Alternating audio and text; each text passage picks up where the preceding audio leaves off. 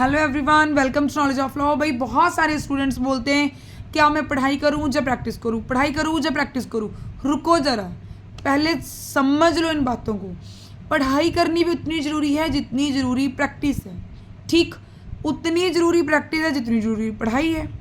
तो इससे हम क्या करेंगे, देखो अगर आप अपनी पढ़ाई पर ध्यान देते देते आप अपनी प्रैक्टिस कर सकते हो तो वेल एंड गुड है, बट प्रैक्टिस कब स्टार्ट करें?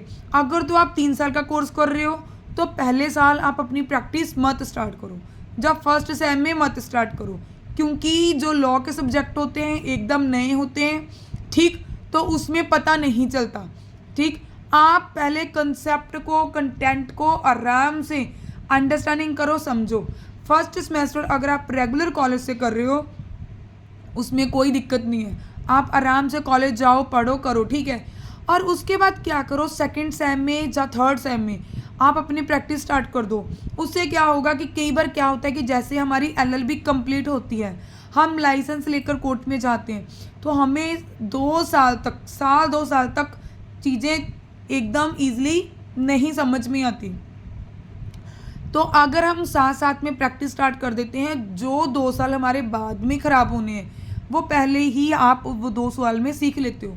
अगर आप 5 साल का कोर्स कर रहे हो तो तब भी मैं बोलूँगी कि आप 1 साल मत करो, फिर आप सेकंड ईयर से अपनी प्रैक्टिस स्टार्ट कर दो।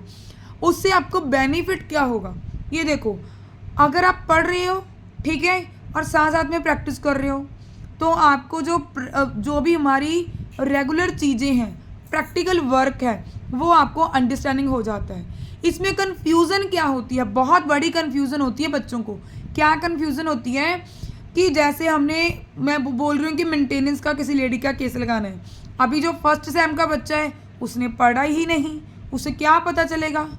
ठीक, मैं यही बोलूँगी कि अगर आप 5C में हो तो आप फर्स्ट सेम में, सेकंड सेम में प्रैक्टिस मत स्टार्ट करो। ठीक, आप सबसे पहले अपनी 2 साल की स्टडी कंप्लीट करो। कंप्लीट मीन्स 1-2 साल पहले कॉलेज जाओ, चीज़ों को देखो आप कौन कौन से सब्जेक्ट पढ़ते हो। अगर आप फैमिली लॉ पढ़ रहे हो उसे अच्छे से पढ़ो। ठीक, अगर आप क्रिमिनल लॉ पढ़ रहे हो, IPC, CRPC, जब BNS, ठीक है, BSA, BNSS उसे पढ़ रही हो, जितने कंटेंट पढ़ रहे हो उसे आराम से अपने यहाँ माइंड में सेट कर लो। ये नहीं कि आपने एग्ज़ाम से पॉइंट ऑफ व्यू से पढ़ा और उसके बाद भूल गए, नहीं, ये कभी नहीं होना चाहिए। ये चीज़ बिल्कुल गलत है गाइस। अगर आपका माइंड है, आपको पता है कि मुझे आगे जाकर वकील बनना है, मुझे कुछ ना कुछ तो काम करना है, वकील बनना है, जज बनना है, लॉ ऑफिसर बनना है, ADA बनना है, कुछ भी है, पब्लिक प्रोसिक्यूटर बनना है, कुछ भी है, जॉब तो कोई ना कोई आप करोगे, फ्री में तो बैठोगे नहीं फोकट में। तो उसके लिए क्या है, आप अपने डे 1 से सोच लो कि मैं अगर जा रहा हूँ कॉलेज में तो मुझे बहुत फुल कंसिस्टेंसी के साथ पढ़ना है, अपने काम के ऊपर फोकस करना है। फिर मैं आपको एक चीज़ और बता दूं कि जब आप कोर्ट में जाते हो आप वहाँ की फ़ाइल पढ़ो। कोर्ट जाते हैं बच्चे, फाइल ही नहीं पढ़ते। सीनियर से आप पूछ कर, उससे परमिशन लेकर, आप ये नहीं कि आप एक दिन फर्स्ट डे गए जाके बोल दो, नहीं, पहले आप उनको सीनियर के साथ 2-3 महीने रहो, उनको देखो कैसे करते हैं, फिर कोर्ट प्रोसीडिंग को ध्यान दो। ठीक, और उसके बाद आप अपना क्या कर सकते हो भाई, आप अपने काम के ऊपर फोकस कर सकते हो। उससे बोल दो कि सर मैं ये वाली फ़ाइल पढ़ लूँ, या क्लर्क से पूछ कर। ठीक, आप बैठे हो तो आप पढ़ लो अपनी फ़ाइल, 1-2 घंटा लगा के फ़ाइल पढ़ो, आपको पता चल जाएगा कि इसमें क्या क्या लिखा है, कॉज ऑफ एक्शन क्या है, चाहे सिविल मैटर है चाहे क्रिमिनल मैटर है।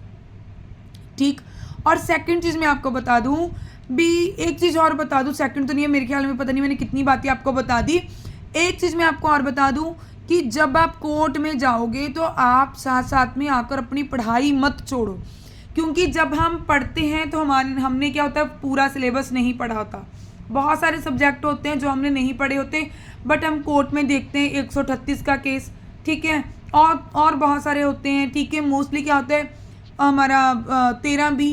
ठीक, तो बच्चों को यही नहीं पता चलता कि 13B क्या होता है, म्यूचुअल डिवोर्स होता है भाई, 138 का क्या होता है, चेक बाउंसेस के केस होते हैं। तो उसमें क्या होता है कि आपको धीरे धीरे अपनी प्रैक्टिस भी साथ में रखो। अगर तो आपने 3 साल का कोर्स किया है, कर रहे हो, ठीक है, 1 साल मत जाओ, सेकंड ईयर में स्टार्ट कर दो।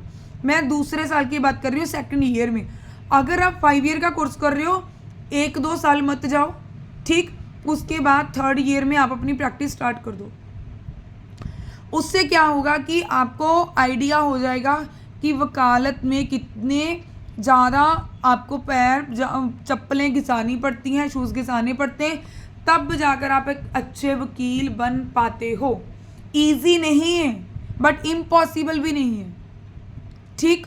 एक वीवर थे जिन्होंने पूछा था कि मैं अपने एग्ज़ाम के ऊपर ध्यान दूँ या फिर अपनी कोर्ट की प्रैक्टिस को स्टार्ट कर दूँ। भाई दोनों काम करो, दोनों काम करो। और अगर आपने जो भी माइंड में सोच कर रखा है कि मुझे वकील बनना है, जज बनना है, या फिर किसी गवर्नमेंट सर्विस की प्रिपरेशन करनी है, डे 1 से माइंड में ये चीज़ें बिठा लिया करो। ये मत सोचा करो कि हाँ मैं पहले एग्ज़ाम दे दूँ, उसके बाद देखेंगे। भाई पैसे पेरेंट्स बहुत मुश्किल से लगाते हैं, पता नहीं वो कैसे फट दड़ कर आपको कोर्स करवा रहे हैं, ठीक। तो कई बार इन बातों से घर वाले भी बहुत दुखी हो जाते हैं। थोड़ा सा बी सिंसियरली अपने काम के ऊपर फोकस किया करो, ठीक। कोर्ट में जाओ और अपनी प्रैक्टिस करो, बट साथ साथ में अपनी पढ़ाई भी ज़रूर करो। अगर आप हमारी बात से सहमत हो तो लाइक भी कर दो, शेयर भी कर दो और चैनल को सब्सक्राइब कर दो, और अपने व्यू भी बताना कि आपका क्या व्यू है।